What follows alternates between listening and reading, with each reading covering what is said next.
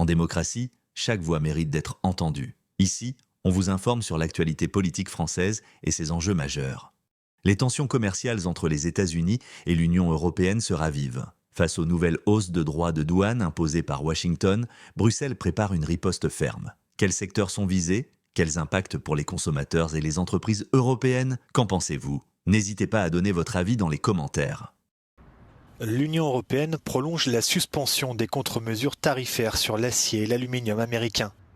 L'annonce a été faite dimanche par Ursula von der Leyen au lendemain de la décision de Donald Trump d'imposer 30% de droits de douane sur les produits européens importés aux États-Unis à partir du 1er août.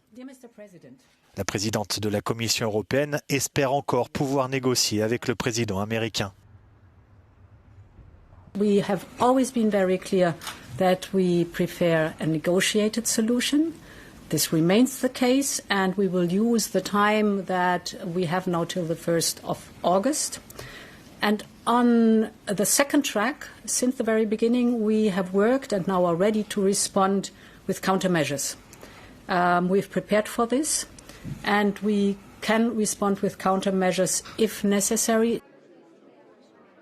Passé le choc, l'Union européenne élabore sa riposte commerciale. Les 27 ministres en charge du commerce s'étaient réunis lundi à Bruxelles pour établir la réponse commune aux surtaxes douanières de 30% annoncées samedi par les États-Unis. L'Union veut toujours privilégier la négociation, mais elle se dit prête à employer tous les moyens pour défendre ses intérêts, sans toutefois donner beaucoup plus de détails. Certains pays membres, comme la France et l'Espagne, veulent pourtant hausser le ton. Moi, je veux qu'il n'y ait aucun tabou dans la capacité de réponse européenne. À partir du moment où vous vous bridez, vous empêchez un certain nombre de réponses, vous n'êtes pas dans un rapport de force favorable. Et c'est peut-être là où nous devons évoluer dans la méthode, c'est assumer, même si ce n'est pas forcément une finalité souhaitée, mais assumer que nous savons répondre sur beaucoup de questions différentes qui concernent l'économie américaine, faute de quoi, évidemment, le rapport de force tendra vers un déséquilibre qui sera inacceptable. Un premier train européen de contre-mesures a déjà été adopté, mais il est actuellement suspendu. L'une des nouvelles options sur la table est un deuxième paquet plus important de contre-mesures évalué à 72 milliards d'euros. L'activation de l'instrument anti-coercition est aussi évoquée.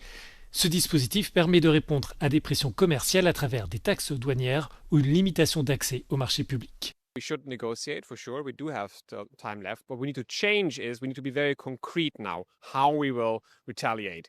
We were very abstract until now. We need to be very concrete. This is our package. This is what we will do.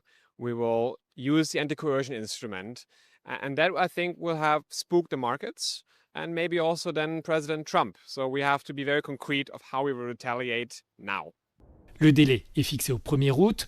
L'Union répète vouloir éviter toute guerre commerciale avec son principal partenaire, mais elle assure se préparer à tous les scénarios. La France pousse à l'utilisation d'un bazooka commercial contre les États-Unis, mais concrètement, c'est quoi ? Déjà, je vous rassure, on ne parle pas d'une arme, mais plutôt d'un outil juridique européen qui donne la possibilité de riposter assez durement contre les droits de douane de Donald Trump, qui s'élèveront à 30% contre l'Union européenne à partir du 1er août. Mais alors pourquoi le terme bazooka ? C'est parce que cet outil commercial, normalement appelé instrument anti-coercition, est un moyen de dissuasion activé après épuisement des voies diplomatiques.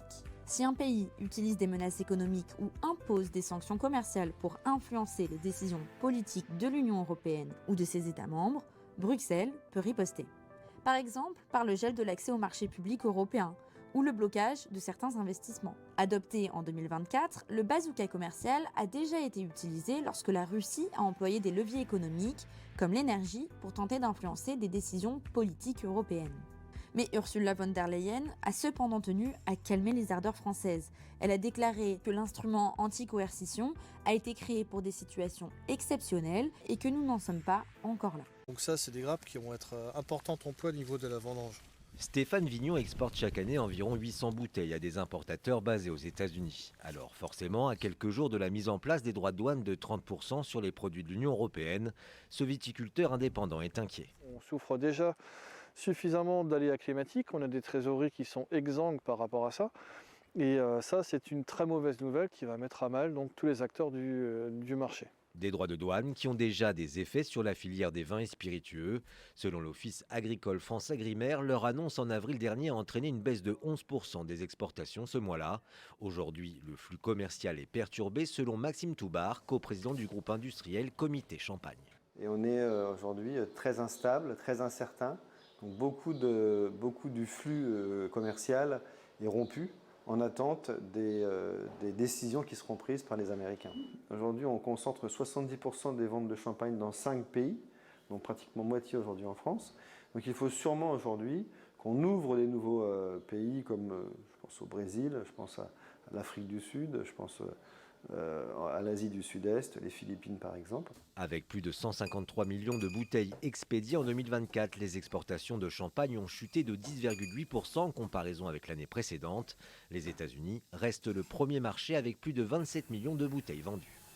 Nous, on est très vulnérables par rapport aux mesures de rétorsion américaines, puisque les États-Unis, c'est notre premier marché, c'est 12% de nos exports, et que ça soit tant nous que les industries du luxe, que l'agroalimentaire, on ne peut pas vivre sans le marché américain, donc on a vraiment besoin de la signature d'un accord avec les États-Unis.